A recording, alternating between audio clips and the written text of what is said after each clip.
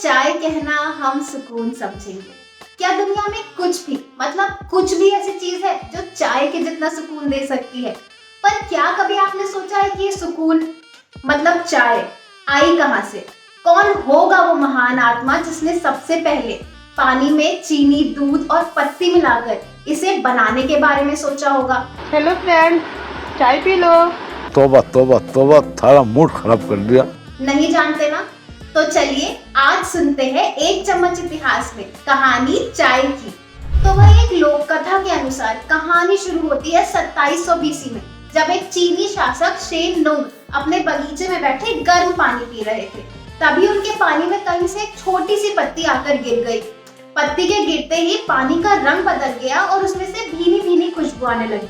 खुशबू भी ऐसी कि राजा से चखे बिना रहा नहीं गया। और जब उन्होंने इसे चखा तो इसका स्वाद इतना मजेदार था कि उनके होश उड़ गए। बस तभी से चाय साहब की एंट्री हुई हमारी दुनिया में। मगर भारत में चाय कहाँ से आई? तो देखने वाली बात यह है कि भारत में इसे पहले से ही उगाया जा रहा था, लेकिन अंग्रेजों को इसकी कानो कान खबर नहीं थी। बेचारे चीन से अपनी चाय मंगवाया करते थे। हाँ, बगल में छोरा और गाँव में ढिंढोरा। हम जानते हैं। लेकिन फाइनली 1824 में अंग्रेजों को पता चला कि असम की सिंगफो ट्राइब भारत में ही कहीं पहाड़ियों पर चाय उगा रही है। फिर क्या था? 1836 से ईस्ट इंडिया कंपनी भारत में ही चाय बनाने लगी। अब चाइना से चाय मंगाना तो दूर, अंग्रेज यहाँ चाय बनाकर बाहर बेचने लगे और मालामाल हो गए।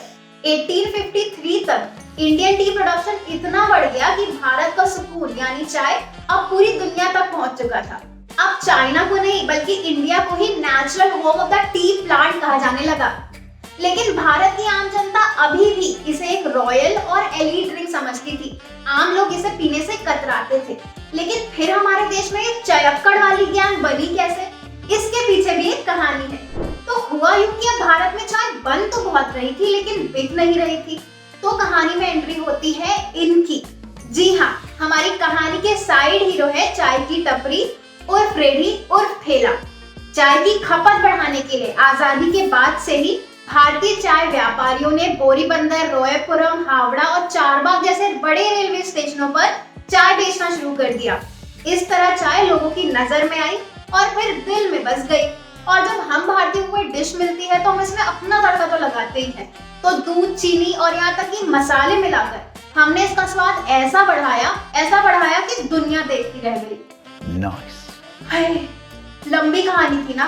वो तो होनी ही है क्योंकि दुनिया की सारी प्रेम कहानियां एक तरफ और चाय से हमारा इश्क एक तरफ, है ना? हो गया क्या? ठीक हुआ? भाई एक कप चाय पिला दो, कोई आज तो बहुत बोल दिया।